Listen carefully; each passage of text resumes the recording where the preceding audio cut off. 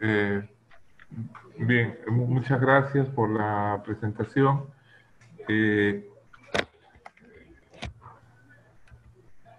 Quiero decirles que esta presentación la hago a nombre propio y no compromete las posiciones oficiales de la Universidad Peruana de Ciencias Aplicadas, donde trabajo actualmente, ni tampoco de las otras organizaciones con las cuales he estado vinculado, con el Instituto Nacional de Salud, el Ministerio de Salud de Perú, especialmente la Dirección General de Epidemiología, ni la Organización Panamericana de la Salud, ni otras organizaciones a las que he estado vinculado. Las referencias a las organizaciones se citan en cada caso. Eh, Vamos a conversar acerca de este nuevo problema de salud pública, de este gigantesco problema del COVID-19, la enfermedad por este coronavirus SARS-CoV-2. Como antecedentes, muy rápidamente los voy a pasar. El 31 de diciembre del año pasado, un conglomerado de 27 pacientes con síntomas de una neumonía viral fueron informados desde Wuhan, China. Rápidamente se demostró que existía transmisión humano-humano.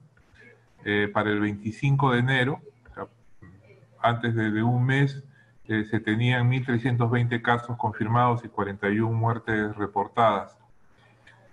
Rápidamente se empezaron a reportar casos en otras partes del mundo. Para el 11 de febrero ya pasaban los 40.000 casos y las 1.000 muertes. Para el 20 de mayo ya habían más de 4 millones de casos reportados en el mundo y más de 300.000 muertes. Bueno, y las cifras actuales son realmente catastróficas en todo el mundo. En enero de este año se identificó el agente etiológico, un nuevo coronavirus. Eh, Preliminarmente se le denominó el Novel Coronavirus 2019. Después fue rebautizado como el SARS-CoV-2. Es estos coronavirus se conocen en el mundo desde hace cierto tiempo. Estos coronavirus se han identificado como agentes del resfriado común. Hay algunos tipos de coronavirus que producen cuadros como cualquier infección respiratoria superior aguda, relativamente leve. En el año 2003 se conoció un nuevo agente que produjo una epidemia en el sudeste asiático y se extendió a gran parte del mundo, el cual fue conocido como SARS, que se trataba de un beta coronavirus. Y también una década después, el 2012, se describe otro coronavirus también produciendo formas graves, a la cual se le llamó el MERS, coronavirus relacionado al Medio Oriente. Este agente actual ha sido denominado SARS-CoV-2, que es el agente de la enfermedad llamada COVID-19. Los coronavirus son unos virus que se han estado estudiando muchos en la última década. Aquí tienen la filogenia del SARS-CoV-2 y son virus muy relacionados con virus de murciélagos, ¿no? Estos coronavirus se encuentran presentes en diferentes tipos de murciélagos, sobre todo los murciélagos que se llaman murciélagos de herradura, que se presentan, que existen en el sudeste asiático, especialmente en el sur de China. Se encuentra este tipo de murciélagos que son reservorios de diferentes tipos de coronavirus. Bueno, tuvimos la epidemia y estos son de los primeros reportes, ahí están las referencias. Este cuadro me va a permitir mostrarles algunas de las características de esta nueva enfermedad. Lo que se sabe es que aproximadamente un 30% no van a desarrollar síntomas, no van a desarrollar ningún síntoma, eh, y estos van a adquirir inmunidad rápidamente. Se estima que antes de una semana pueden haber adquirido inmunidad. Guíense por favor de este recuadro color amarillo o crema, más o menos a partir del quinto día empiezan a adquirir inmunidad y podrían ser contagiosos hasta el séptimo día, aunque estudios recientes que voy a mostrar aparentemente los que no tienen síntomas son contagiosos por menor tiempo. Hasta un 55% pueden hacer formas moderadas o leves. Un 10% hacen formas severas que van a requerir hospitalización y formas críticas van a ser aproximadamente el 5%. El 5% van a ser formas críticas que van a necesitar de cuidados intensivos. Son estos los pacientes que van a requerir de una hospitalización en una unidad de cuidados intensivos y ventilación mecánica, y aproximadamente la mitad de ellos van a fallecer. O sea, la letalidad en este grupo de los críticos es del 50%. En los severos, la letalidad es aproximadamente del 15%, que pueden ver ustedes acá, mientras que en las formas leves y moderadas, la mortalidad que ha sido comunicada es de 0%. Esto es importante tenerlo en cuenta cuando veamos los datos de Perú.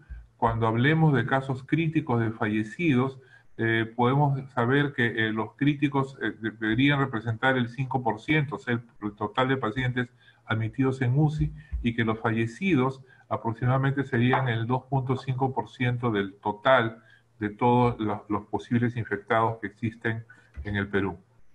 Este gráfico es tomado de una publicación reciente de España, de una guía que sacaron el Instituto Carlos III de España, que orienta acerca de la contagiosidad.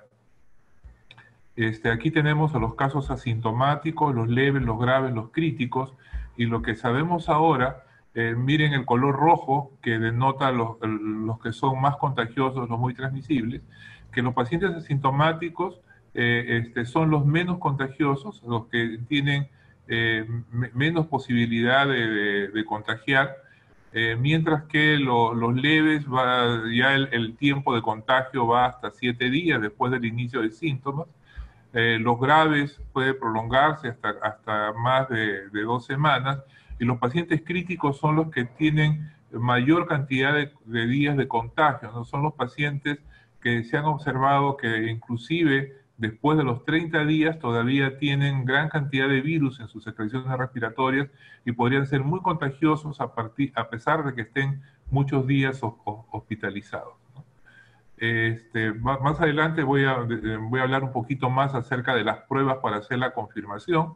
Las pruebas para poder confirmarlos, podemos hacer PCR, que es la reacción en cadena de la polimerasa, para poder buscar el RNA del virus, o podemos hacer pruebas de anticuerpos para buscar la respuesta del hospedero frente al virus.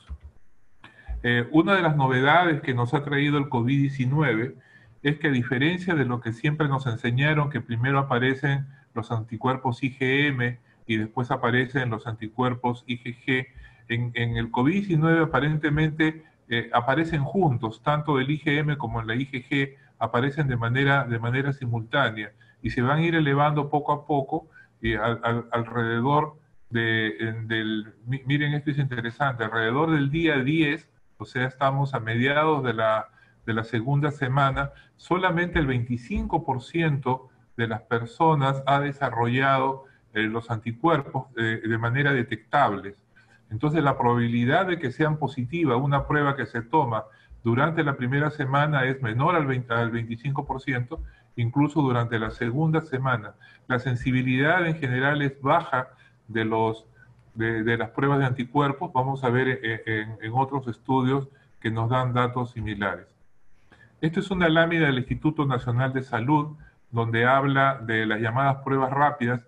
La verdad, aquí en el Perú le estamos diciendo pruebas rápidas porque son rápidas de hacer, y a las otras le decimos pruebas moleculares al PCR, aunque las dos son pruebas a nivel molecular. Las dos pruebas actúan, una detectando los anticuerpos frente al COVID-19 y la otra tratando de buscar el RNA viral a través del PCR. Entonces, para las pruebas rápidas, esta es una lámina del Instituto Nacional de Salud, nos habla para hacer triaje rápido de casos sospechosos en la comunidad, hacer pruebas de contactos en casos confirmados, o sea, evaluar como parte de la investigación de contactos, para análisis, situación y vigilancia epidemiológica, Y nos dice el instituto que no deben ser usadas para altas hospitalarias, o sea, para decidir si un paciente se le da de alta o no, tampoco para los llamados pasaportes de inmunidad que se han implementado en algunas partes del mundo, es decir, si el paciente ya tiene IgG, entonces les dan un certificado que pueden decir, yo ya no contagio, ya tengo anticuerpos, o para regresar a trabajar. Sin embargo, incluso para las pruebas que el Instituto Nacional de Salud dice que sí deben usarse, para el triaje, para hacer pruebas de contactos, tienen limitaciones. Tienen limitaciones por la baja sensibilidad que tiene. Si yo le hago incluso la prueba a un paciente que puede estar en los primeros 10 días de enfermedad, tengo una chance mayor al 75% de tener un falso negativo, es decir, que estando infectado la prueba me salga negativa. Para vigilancia epidemiológica van a ser útiles sobre todo para los estudios de cero prevalencia, como les voy a mostrar más adelante. Esta es otra lámina, esta es una lámina de la Organización Panamericana de la Salud que más o menos nos dice la posibilidad de que yo pueda detectar por un PCR, por un hisopado nasofaringio. El uso de esta prueba se limita a los primeros días de enfermedad, más o menos semana y media. Después es más difícil que el PCR por hisopado nasofaringio pueda detectar el virus. El virus presente en los pulmones está un poco más de tiempo, puede llegar hasta los 20 días, entonces a partir de mediados de la segunda semana es más sensible hacer el PCR de esputo en vez de ser de hisopado nasofaringio para poder hacer el diagnóstico por PCR. De los anticuerpos IgM y IgG ya los hemos comentado, se elevan casi juntos. Los IgM van a durar aproximadamente por un poco más de 3 semanas, todavía no se sabe mucho. En cambio, los IgG, como sabemos, son más duraderos para poder hacer el diagnóstico. ¿Qué pasa con los asintomáticos? No se sabe mucho por su misma naturaleza de asintomáticos. Se supone que el tiempo de días después del contacto para que aparezcan los anticuerpos es similar que en el caso de los sintomáticos, es decir, los anticuerpos están apareciendo a partir del octavo día, igual que en los casos de los pacientes sintomáticos. Esta otra lámina, que también pertenece a la Organización Panamericana de la Salud, nos habla de la relación entre la carga viral, es decir, la cantidad de virus presente en las secreciones, la gravedad del paciente y la posibilidad de contagio. Les voy a mostrar uno por uno. El que está en la línea verde habla de los casos asintomáticos y los casos leves. Miren, los valores de la carga viral caen muy rápidamente después de los días de inicio de síntomas en los leves, y entonces la probabilidad de contagio es baja, ¿no? Antes de la semana ya han dejado de ser contagiosos. En los casos graves, en la línea roja, la posibilidad, la carga viral es más alta, está por 10, está por 10 copias de RNA por mililitro, y miren cómo va disminuyendo a partir del día 11, 12, el día 14 ya ha caído casi la carga viral a niveles que lo llevan a una baja probabilidad de transmisión. Esta es la base por lo cual se indica el aislamiento por 14 días, porque después de los 14 días la mayor parte de los pacientes que no son críticos han dejado de ser contagiosos. Y la línea naranja que está arriba nos habla de los pacientes críticos, más o menos lo mismo que veíamos en el otro gráfico, que los pacientes críticos, los que están en una unidad de cuidados intensivos, pueden ser contagiosos por mucho más tiempo, porque la gravedad se asocia a tener una carga viral muy alta, y estos pacientes van a ser contagiosos por mayor cantidad de tiempo. Esta es otra publicación que comparto con ustedes.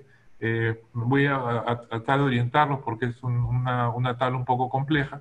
Lo que vemos acá son los días después del inicio, en la primera columna en la celeste. Este es el total entre la primera semana, entre el primer y el séptimo día, la segunda semana entre el 8 y 14 días, y entre el día 15 y 39. Y lo que vemos acá en esta columna color crema son las pruebas que buscan el RNA viral, es decir, las pruebas de PCR. Después la siguiente dice AB, son los anticuerpos totales. La siguiente columna, los anticuerpos IgM. La siguiente columna, los anticuerpos IgG. Y la última columna es la combinación de usar PCR más pruebas de anticuerpos. O sea, si usara las dos pruebas, y lo que vamos a evaluar es la sensibilidad en todos los casos, ¿no? La sensibilidad en todos los casos. Es un estudio hecho con pacientes en China. Y miren ustedes, vayamos a la primera semana, entre 1 a 7 días.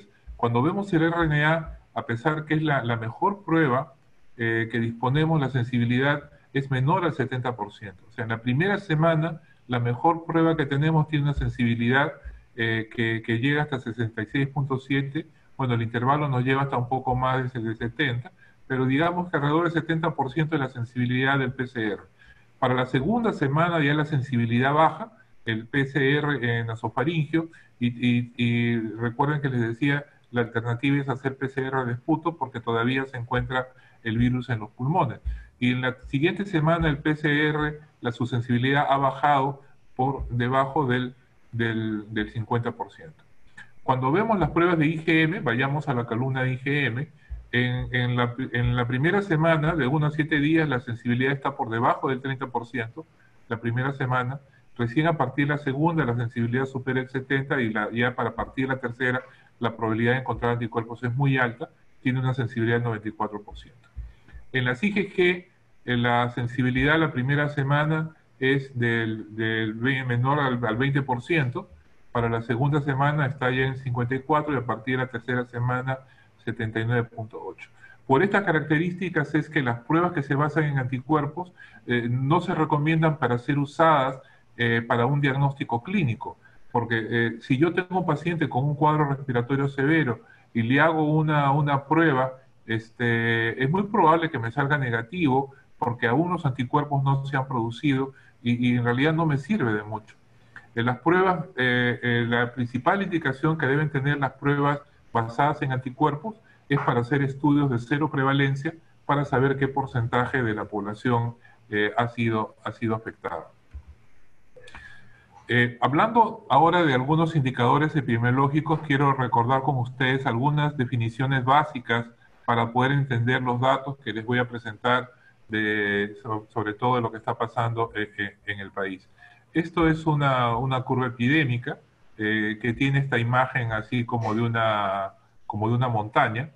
Esta curva, esta forma de las epidemias fue descrita en el siglo XIX por un epidemiólogo inglés, el doctor William Farr.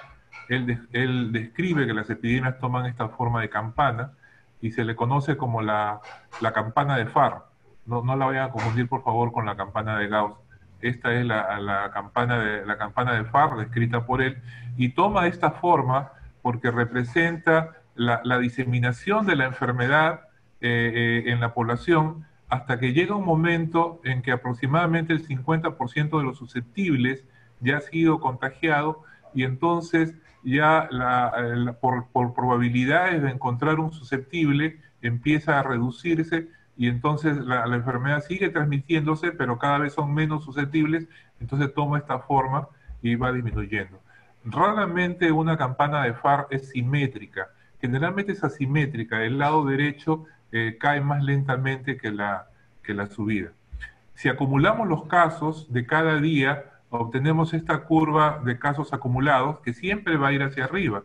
A lo mucho, cuando empiezan a disminuir los casos, esta curva se va a volver un poquito más horizontal hasta que llega al final de los casos. Entonces, la curva epidémica es la que está en la línea roja y la curva epidémica debe realizarse primero con casos sintomáticos, o sea, con pacientes con casos que tienen síntomas.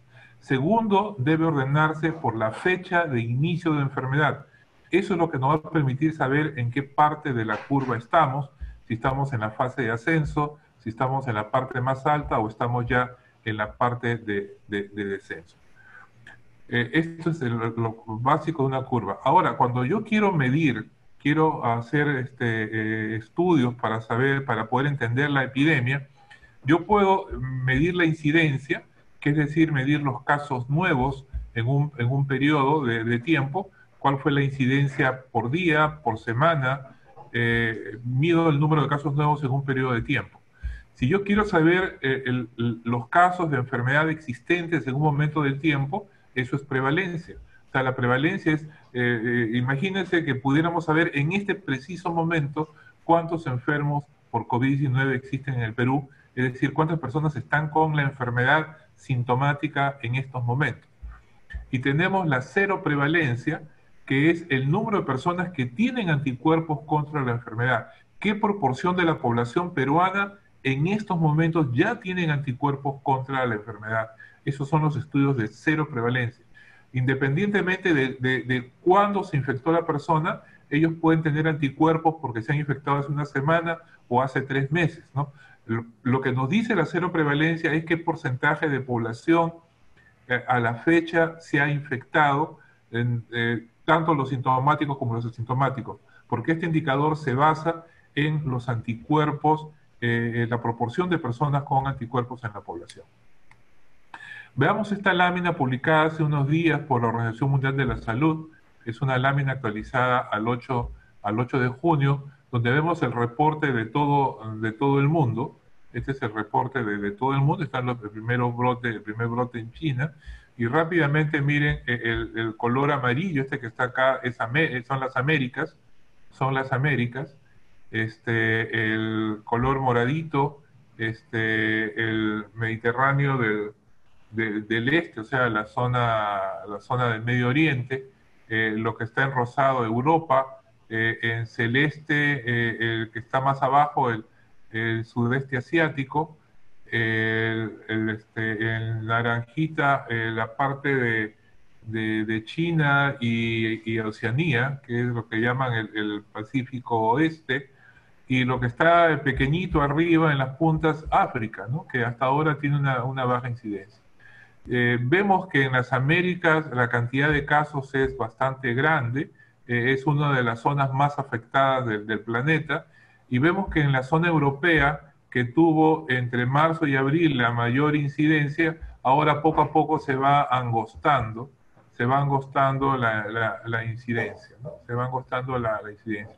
Esto es el mundo, ¿no? Ahora, si vemos esta forma que estamos viendo acá y vemos como mundo, ¿en qué momento estamos, no?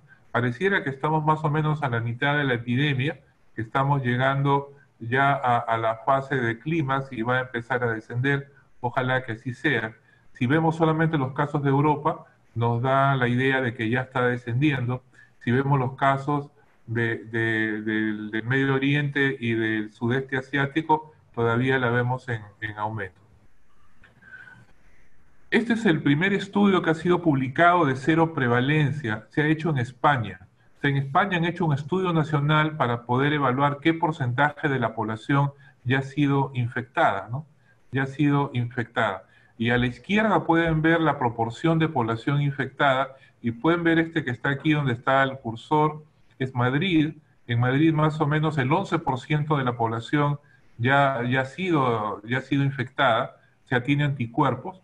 No recuerdo en estos momentos la población de Madrid, pero debe ser una cantidad de personas importantes. Imagínense que tuviéramos aquí en Lima también el 10% de la población. Lima tiene cerca de 10 millones de habitantes, el 10% estaría cerca de 1 millón de habitantes.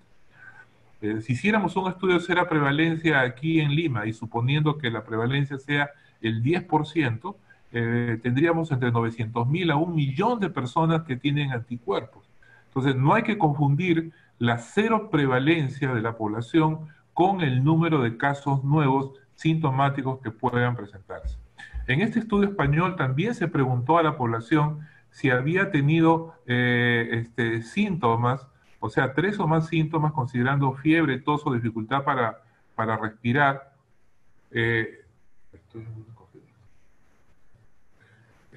La presencia, y acá tienen los datos de esta encuesta nacional que se hizo, ¿no? Miren que Madrid tuvo cerca de 20% de personas que reportaron haber tenido la presencia de 3 o más síntomas o presencia de anosmia, como una característica de la enfermedad.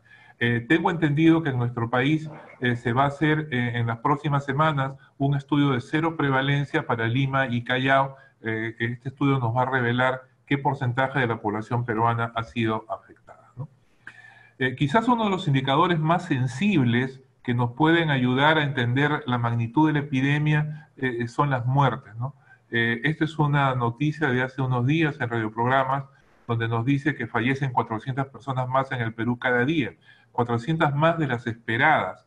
Estos son datos del SINADEF, del Sistema Nacional de Registro de Funciones en el país, que desde hace pocos años, hace unos 3, 4 años, tenemos un certificado en línea, de certificados de defunción a través de Internet, lo cual nos permite tener información más cercana. Aquí hay varias cosas que ver. Perú hasta hace unos 5 años más o menos, se decía que tenía un subregistro de defunciones entre el 30 y 40%. En los últimos años se ha trabajado mucho para mejorar el registro de defunciones en el país. Y tenemos la posibilidad de que ahora los médicos puedan hacer el certificado de defunción en línea a través de una aplicación que pueden tenerla en su teléfono celular. Entonces, por un lado, es cierto que se está diagnosticando más muertes, pero por otro lado, si comparamos lo que pasó en enero, febrero, y con los años anteriores, y comparamos los últimos meses, realmente hay un incremento notorio, prácticamente se duplica la cantidad de muertes registradas. Estas son noticias también recientes, estas son del diario Gestión, que dice: una semana con cifra récord de contagios, la tendencia de los casos de COVID-19. Perú se ubica entre los 10 países del mundo con más casos de coronavirus. Y acá dice una semana con cifra récord de contagios. Y acá está, miren, esta es la curva publicada en el diario Gestión. Y aquí en el diario han colocado los valores de los reportes oficiales del Ministerio de Salud, lo que colocan en el sitio web todos los días o lo que nos informa el presidente, ¿no? Entonces este es el número de nuevos contagios, entre comillas voy a decir contagios, cada día. En realidad, ¿qué es lo que están reportando? Según lo que entiendo, lo mismo que informa el Ministerio de Salud, lo que se están reportando son los casos positivos a las pruebas que se están haciendo. O sea, esta es una combinación de datos de los nuevos casos con enfermedad que son confirmados en los establecimientos de salud y se le está sumando los casos que se encuentran con anticuerpos positivos cuando se hace una prueba rápida en estos sondeos que se están haciendo en los mercados, se están haciendo en los paraderos de buses, etcétera, y estamos sumando casos cero prevalentes con casos incidentes con cuadros sintomáticos. Mi opinión personal es que no debería hacerse esto, que son conceptos diferentes. Si tuviéramos la oportunidad de hacer 1 millón de pruebas hoy día, encontraríamos pues 500.000 de positivos, y no quiere decir que esto es que la curva se ha disparado nuevamente, ¿no? Mi opinión es que esto de que Perú está en los 10 países con mayor cantidad de casos se está basando en un error de procedimiento de cómo se están contabilizando los casos. Este es el artículo donde aparece este cuadro, ¿no? Perú hace unos días con 164.000 casos, ya hemos pasado los 200.000 y más de 1 millón de muestras realizadas, ¿no? Y la explicación no es que el país que hace más muestras va a encontrar más casos, porque si ustedes ven las metodologías usadas en varios países, hay países que están midiendo bien, hay otros países que también están sumando, pero que han sido criticados por sus propios gobiernos, ¿no? Miren lo que ha pasado en Brasil. Dice: Brasil restablece datos de COVID-19 tras polémica, ¿no? Restableció el martes datos detallados en su sitio web tras la controversia sobre el retiro de los totales acumulados. O sea, de diferentes maneras se han cometido errores, pero no hay que mezclar casos incidentes sintomáticos con los cero prevalentes.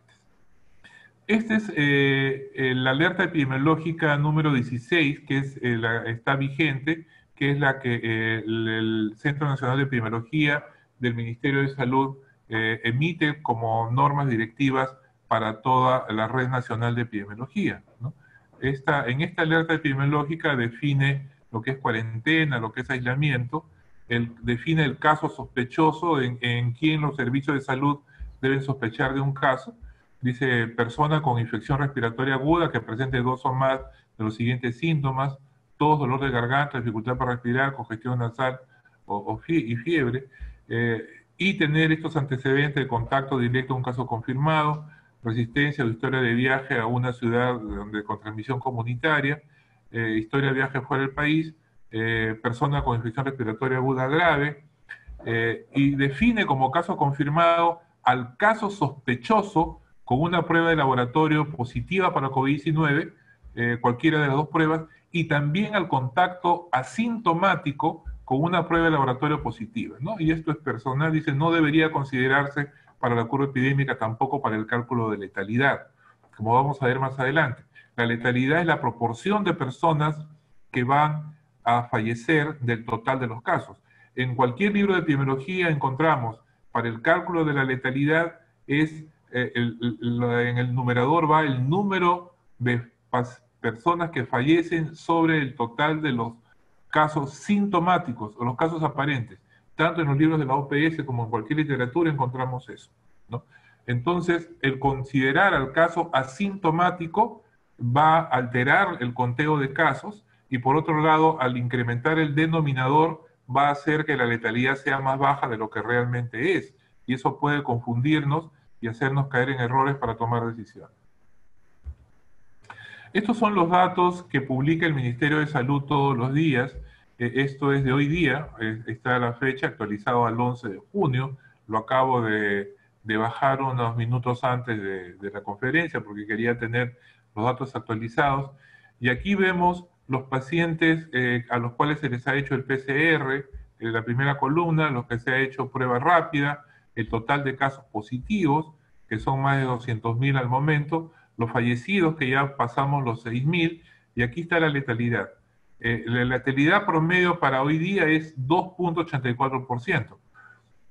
Hago la tingencia de que si estamos colocando, como dice la norma, en el total de casos, también los asintomáticos, estamos inflando el denominador y por lo tanto la letalidad va a bajar. A pesar de eso, tenemos zonas que tienen una letalidad muy alta, muy alta. Ica tiene la letalidad más alta con 6.48%, tiene la letalidad más alta. El Ancash 5.78, Lambayeque 6.15, Piura casi 5, Tumbe 5, y les pongo estas letalidades que están igual o más de 5 porque son las que casi duplican la letalidad promedio nacional y son los lugares donde debemos prestar más atención para ver qué cosa está sucediendo. Este es otro dato. No tenemos estudios de cero prevalencia todavía en el Perú. Me refiero a estudios hechos con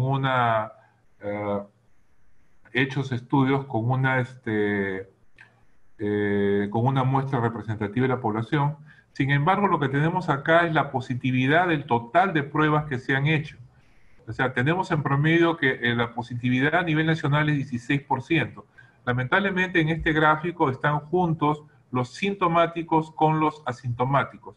Si tuviéramos el dato en población asintomática, de repente eso se podría acercar a la cero prevalencia y podríamos tener una idea de la magnitud. Sin embargo, donde la positividad es mayor, la estamos viendo en el Callao, en Piura, en Lambayeque, en Loreto, en Ucayali, lo cual nos llama la atención, también lugares donde la infección ha tenido una mayor magnitud, ¿no? En cuanto a la evolución de los pacientes, este es un dato que se los digo, para mí sinceramente un tanto confuso, porque es lo concurrente en este momento. No tenemos datos históricos O sea, deberían manejarse estos datos con un enfoque de cohorte para ver, digamos, de todos los que fueron hospitalizados en tal mes, cuántos fallecieron, cuántos tuvieron evolución favorable.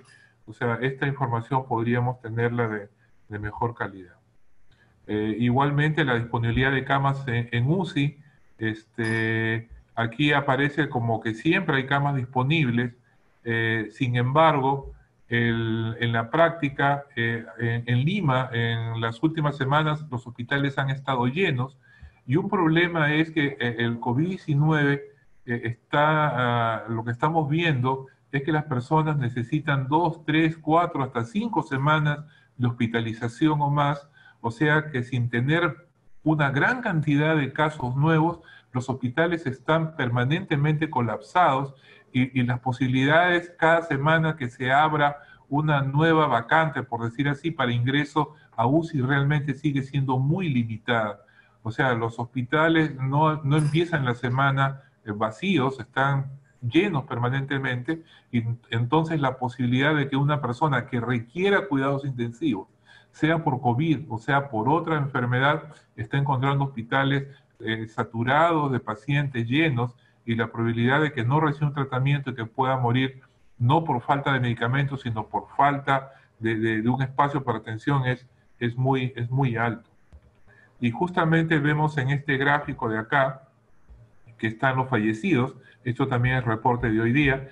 Miren que los fallecidos en el MINSA han fallecido más de 2.000 pacientes, en el Salud igualmente más de 2.300, pero este grupo que dice falleció en domicilio o alojamiento está creciendo cada día.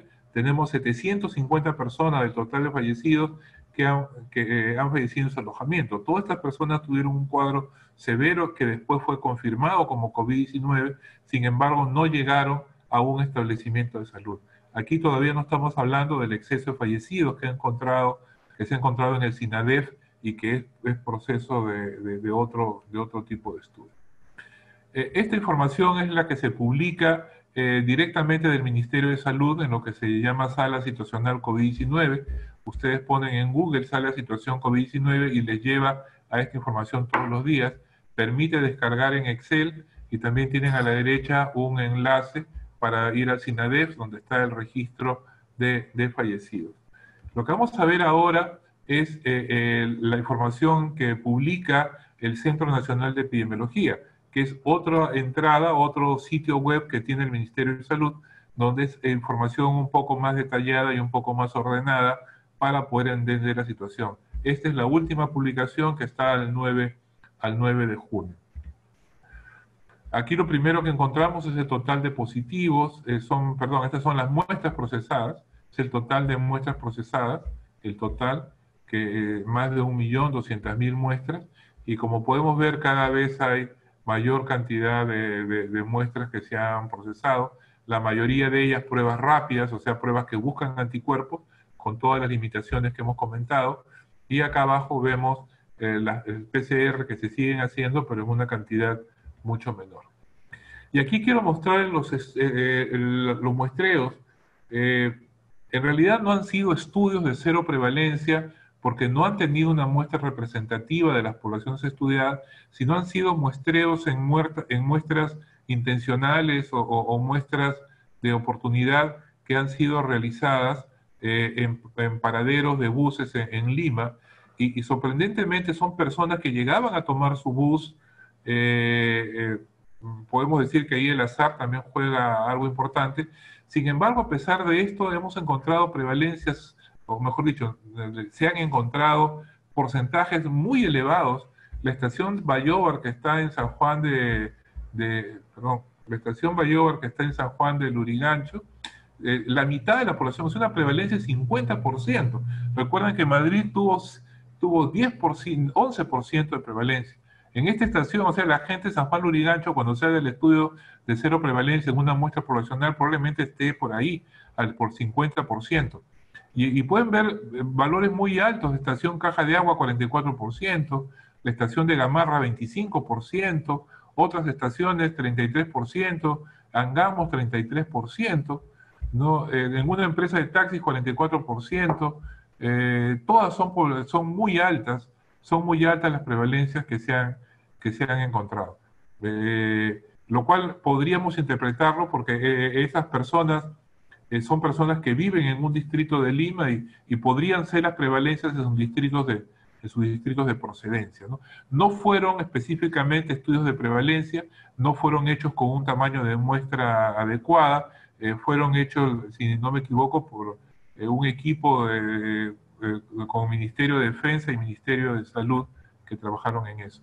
Y acá tenemos algo parecido hecho en mercados en Lima. La fuente también es del Centro Nacional de Epidemiología, y pueden ver algunos mercados en Lima que los valores son realmente muy altos: 39%, 47%, 42%, en el ex Mercado Central 29%, Mercado San José, en Jesús María 39%, el Mercado de Huiracocha también en Jesús María 40%, el Mercado de Frutas tiene el más alto de 86%, ¿no? Uno de los más altos. En realidad, cifras muy altas que nos hablan igualmente, ¿no? La gente que trabaja en los mercados vive en algún sitio, en alguna zona, y la transmisión es de persona a persona.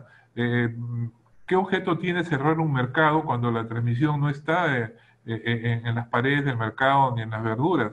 Está en las personas, y probablemente muchas de ellas tengan anticuerpos IgG que ya nos dicen que la infección que tuvieron fue pasada hace varias semanas y probablemente ya no sean contagiosos.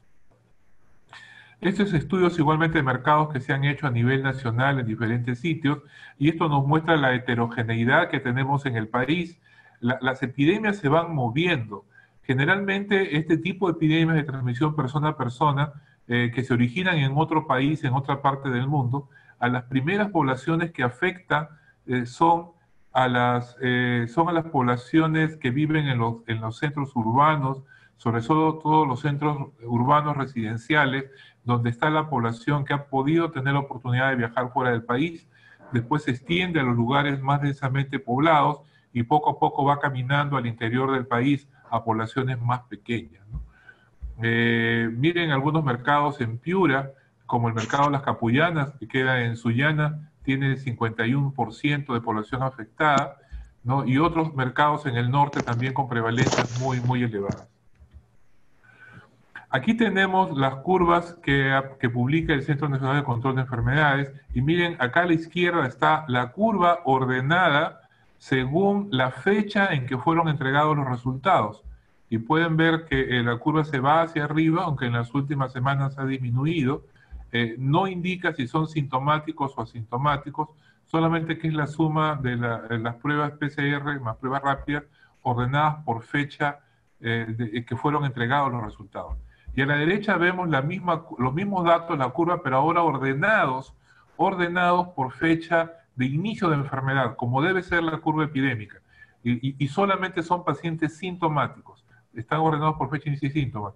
Y vemos cómo cambia de forma, y ahora sí ya empieza a dibujarse la campana de FAR, la curva epidémica, y vemos que en las últimas semanas hay un descenso en el número de pacientes. Cuando se referían a la meseta, probablemente se referían a la parte de la cúspide de la curva, donde digamos, dependiendo del tipo, vamos a ver más adelante el tipo de curvas epidémicas, a la parte más alta. Según este gráfico, ya estamos descendiendo en el número de casos en las últimas semanas. Sin embargo, déjenme señalar que esta es la curva con la cantidad de población susceptible que se encuentra en estos momentos en la calle. Estamos hablando de las personas que por razones laborales tienen que estar en la calle, los policías, las personas que trabajan en los mercados, en transporte público, o la gente que tiene que salir para viajar en transporte público. Si en estos momentos se levanta la cuarentena totalmente, la gente saldría a la calle y la cantidad de susceptibles volvería a aumentar y podría darse nuevamente una transmisión eficiente.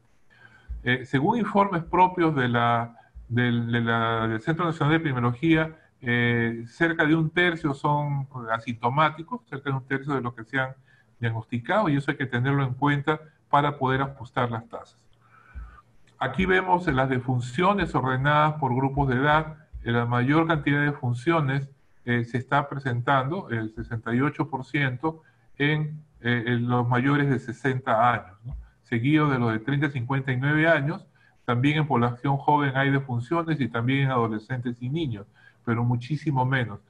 Algo parecido se ha mostrado en otros países, o sea, esto de que personas mayores tienen una mayor posibilidad de fallecer, de hacer formas graves, ¿no? Aquí están las tasas de letalidad calculadas para grupos etarios y también vemos esa progresión.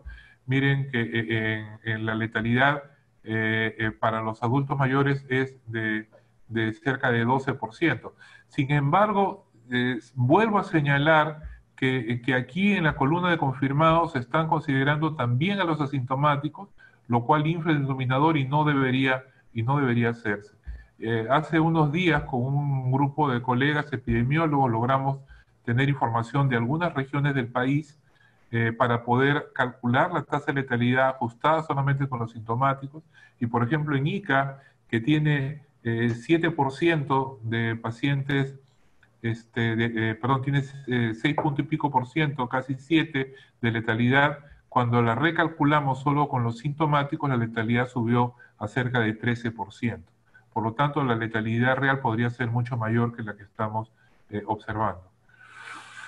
Bien, ahora para empezar a hablar de la parte de control o de las bases epidemiológicas para el control de una epidemia, el primer concepto que debemos tener es que una pandemia es la suma de epidemias nacionales y de epidemias regionales. Quiere decir que no es que todos los países o todas las regiones en el mundo empiecen a incrementarse los casos a la vez y empiezan a bajar a la vez. No, esto es una suma de diferentes epidemias y lo mismo pasa aquí en nuestro país. O sea, o en cada distrito, puede haber un distrito que ya hizo hizo ya toda la curva epidémica, ya descendió, otro que recién está en fase de ascenso, otro que todavía no ha empezado, y esto es importante porque las medidas de control deben ser regionales, deben ser ajustadas a lo que está ocurriendo en cada región al momento epidémico que está viviendo. No, esto se conoce de las epidemias, esto es una lámina del CDC de los Estados Unidos, donde habla de los diferentes momentos de una pandemia, ¿no? Estamos probablemente, como la gráfica que hemos visto, ya estamos en la fase de desaceleración, ya está cayendo la epidemia. Otro concepto que tenemos que entender, se ha hablado mucho del R sub 0, que es una medida que la epidemiología matemática utiliza para poder ver la evolución de una epidemia. El concepto de R sub 0 es relativamente sencillo, es cuántas personas en promedio se contagian a partir de un primer enfermo. O sea, si yo tengo COVID-19 y si me pongo en contacto con un grupo de personas, ¿a cuántos contagio en promedio? Y estos a su vez, ¿a cuántos van a contagiar en promedio? El R sub 0 calculado para Perú es de 2.5%, o sea que cada persona en promedio contagia a 2,5 más, y el rango de contagios que se ha visto en el mundo varía aproximadamente entre 2.5 a 5%. O sea, las peores epidemias son del 5, perdón, no es 5%, sino un R sub 0 de 5, o sea que cada uno contagia a 5. Si yo tengo una epidemia con un R sub 0 elevado, lo que vamos a tener es una epidemia con este perfil. Una epidemia que sube rápidamente afecta a la mayor parte de la población y también va a bajar rápidamente, ¿no? Si no hubiéramos hecho absolutamente nada, veríamos una epidemia que evoluciona de esta manera así, evoluciona rápidamente, en pocas semanas se acabó, pero el impacto que tuvo fue muy alto en la mortalidad. Yo recuerdo en la época de la epidemia del cólera, yo me estaba iniciando como epidemiólogo, y cuando hice las curvas epidémicas, yo trabajaba en Ica, y en los distritos donde fueron afectados muy violentamente, sobre todo los distritos rurales, los más alejados, hacían un pico así muy rápido, en 3, 4 semanas ya no había epidemia. Llegábamos y ya nos contaban la historia, había desaparecido, ¿no? Incluso en un libro que todos ustedes conocen, seguramente el libro de Enfermedades Infecciosas de Mandel, en la versión que teníamos del año 1991, de una manera irónica decía, las epidemias de cólera en los pequeños poblados no duran más de 3 semanas. Por lo tanto, cualquier medida de control que se haga la tercera semana será espectacularmente efectiva. ¿no? Haciendo la ironía de que ya estamos en la fase de descenso de la curva. Entonces, cuando enfrentamos una epidemia, lo que tratamos de hacer son tres cosas. Lo primero, queremos enlentecer la transmisión, retrasar el pico. Lo segundo es que el pico no sea tan agudo, tan elevado y queremos aplanarlo. Esto es lo que llaman aplanar la curva. Vamos a aplanar la curva, ¿para qué? Para que no haya una sobrecarga sobre los servicios de salud y podamos atender los servicios, los pacientes graves. No es lo mismo atender 100 pacientes graves que requieran UCI en un solo día que atender esos mismos 100 pacientes a lo largo de 3 de 4 semanas. Lo tercero es disminuir el número total de casos para reducir el impacto. Cada país tiene una capacidad de atención, tenemos un umbral de capacidad de respuesta que puede estar dada por la posibilidad de que un paciente sea admitido en una cama de cuidados intensivos o tener ventilación mecánica. Si la epidemia tiene la posibilidad por ejemplo, en un caso de que el R sub 0 sea tan grande que hace que la epidemia sea muy aguda, van a superar los casos graves que está en la línea punteada roja, van a superar la capacidad de respuesta frente a la pandemia y entonces la posibilidad de que tengamos una gran cantidad de muertos porque no pudimos atenderlo es muy alta. Si logramos aplanar la curva, vamos a disminuir el número de casos, vamos a extender, vamos a reducir el impacto y esto es lo esperado, ¿no? Lo esperado es que tengamos capacidad de atender a los pacientes graves y entonces nuestra mortalidad sea menor. Lamentablemente lo que hemos visto es que a pesar del esfuerzo que hemos hecho en el país, del confinamiento social muy intenso que se ha realizado, no hemos logrado bajar el umbral o subir el umbral, mejor dicho, para poder tener capacidad de atender a los pacientes y tenemos los hospitales colapsados, tenemos los hospitales llenos de pacientes y mucha gente que se queda fuera del sistema de atención y estamos viendo la cantidad de muertos en sus domicilios que empieza a aumentar. Ahora, este R sub 0, ¿de qué depende? ¿De qué depende este R sub 0? El R sub 0 es una ecuación de tres factores que vamos a analizar. El primer factor se llama la tasa de exposición. ¿Qué significa la tasa de exposición? Si yo estoy infectado con el COVID-19 y me quedo en mi cuarto, no salgo, no hablo con nadie, que no tengo ninguna posibilidad de contagiar a otro. Pero si yo tengo contacto con algunos familiares que viven conmigo, ya aumenta la probabilidad de que yo contagie a otro. Si yo salgo a la calle y voy a una reunión de amigos, o voy a un espectáculo público con gente, la probabilidad de que yo contagie a otros empieza a aumentar. Entonces, el primer factor de tasa de exposición me dice cada persona infectada qué probabilidad tiene de contagiar a otro, ¿no? Y esto es la base para las medidas de distanciamiento social que tomamos, porque lo que tratamos de hacer es reducir la tasa de exposición en las personas. El segundo factor es la eficiencia de la transmisión. O sea, ya que me expuse, o sea, ya que estoy en contacto con otra persona, ¿qué probabilidad tengo de contagiarlo? O sea, si yo me puse a hablar con una persona en la esquina, ¿qué probabilidad tengo de contagiarlo? ¿No? Si yo voy a una reunión de amigos y estoy en un bar, en un café, en una mesa compartiendo con 3, 4 personas, y yo estoy infectado con COVID-19 y estoy conversando con ellos, hablando, ¿qué posibilidad tengo de contagiarlo? Esa es la eficiencia de la transmisión. Lamentablemente, esto es una propiedad del virus y no puedo hacer mucho por modificarlo. Y lo tercero es la duración de la infecciosidad. Yo como infectado, como contagioso, ¿cuánto tiempo estoy contagiando a los demás? O sea, si yo al segundo día de síntomas me quedo confinado en mi casa, solamente fui contagioso un par de días. Pero si yo salgo a la calle y voy a reuniones, o soy un policía que estoy conversando con otros, o soy un vendedor en un mercado que estoy atendiendo personas, o sea, mientras más días estoy contagiando a otros, ese es otro factor, ¿no? En algunas enfermedades, el tratamiento puede hacer que la persona no sea contagiosa. Si yo tengo un paciente con tuberculosis y le doy tratamiento, voy a dejar que sea contagioso. En la influenza, Cuando al paciente le dábamos oseltamivir, estábamos tratando de que deje de ser contagioso. Entonces, frente a estos tres componentes es que yo tengo que tomar medidas para poder tratar de neutralizarlas.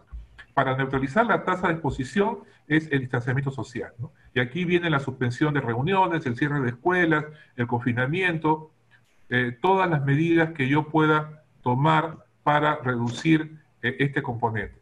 Para el segundo, para reducir la eficiencia de transmisión, es el fundamento para el uso de equipo de protección personal, para el uso de mascarillas, protectores faciales, que es lo que me protege de la transmisión directa, y el lavado de manos, que es lo que me va a proteger de la transmisión indirecta que puede darse a través de objetos contaminados con secreciones, ¿no?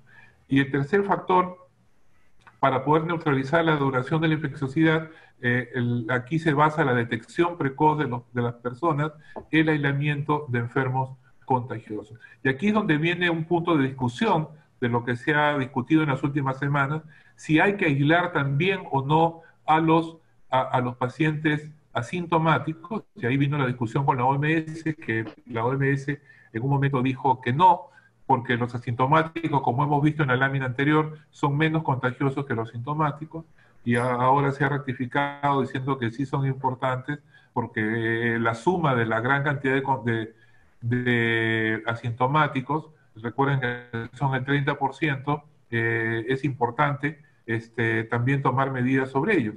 Pero lo que quiso decir en el primer comentario la OMS es que sabiendo que los sintomáticos son más contagiosos, si yo dispongo de limitados cupos para centros de aislamiento, debo preferir aislar a los sintomáticos porque son más eficientes en el contagio de otras personas, ¿no? Entonces, estas son las bases de lo que es las medidas de distanciamiento social, el uso de mascarilla y el aislamiento de los pacientes contagiosos, que son, en ausencia de una vacuna efectiva o de un medicamento que pueda dar como quimioprofilaxis, son las únicas herramientas que disponemos, y el resto ya es organización para poder hacerlo, ¿no?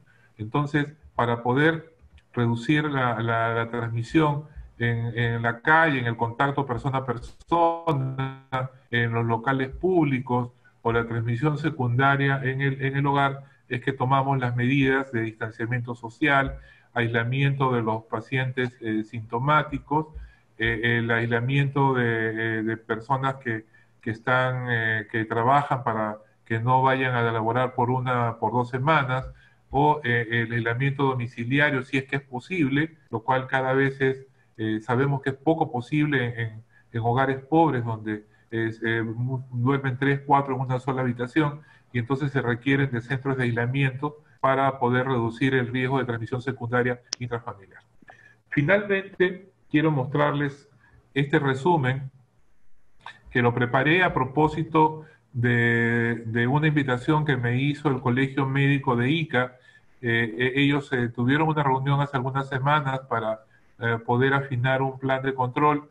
Lo que me pidieron es que tratara de hacer una propuesta concreta porque veían las cosas un poco difíciles de organizar. Entonces se me ocurrió plantearlo de esta manera, dando 5 tareas a la familia y a la comunidad, 5 tareas a los servicios de salud y 5 tareas al gobierno, sea nacional, regional o municipal.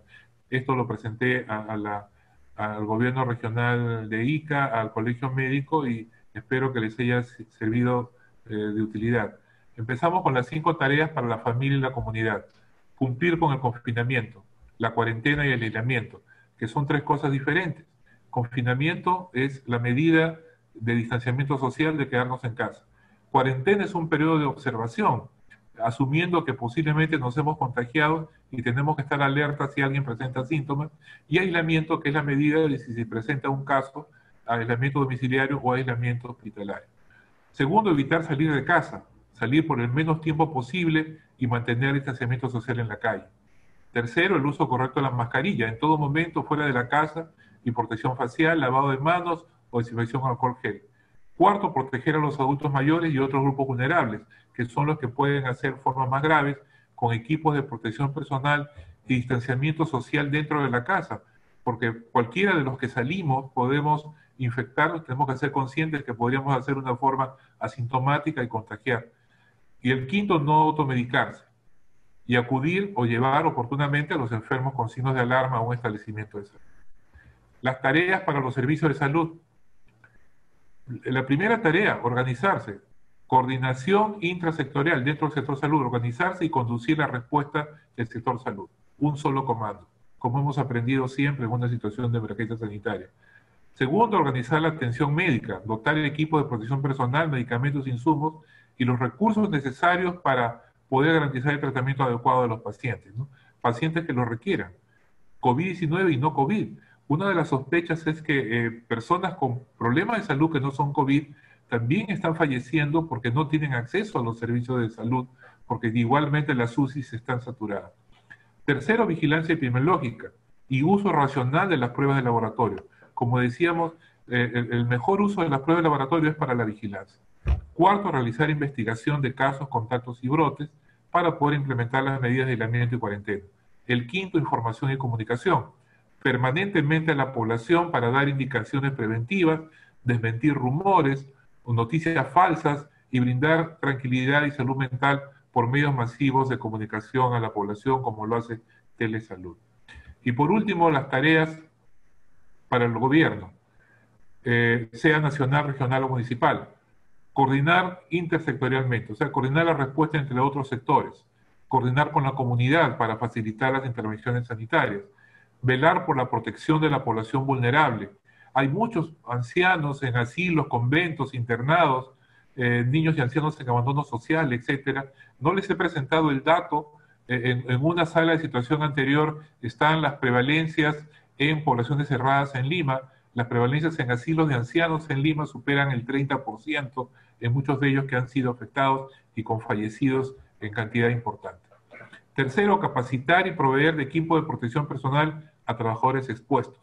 Los policías, el ejército, los vendedores de mercados, trabajadores de bancos, taxistas, etcétera, deben tener el mejor equipo de protección personal porque laboralmente ellos se están exponiendo para poder mantener la maquinaria social, el poder tener insumos para el mercado, etcétera. Cuarto, supervisión de protocolos y medidas de seguridad en espacios públicos y medios de transporte. Y quinto, apoyo a las familias con menos recursos, con alimentos y otros recursos para subsistencia, ¿no? Que es el principal motivo por el que la gente sale de su casa, es porque tiene que trabajar para poder conseguir alimentos.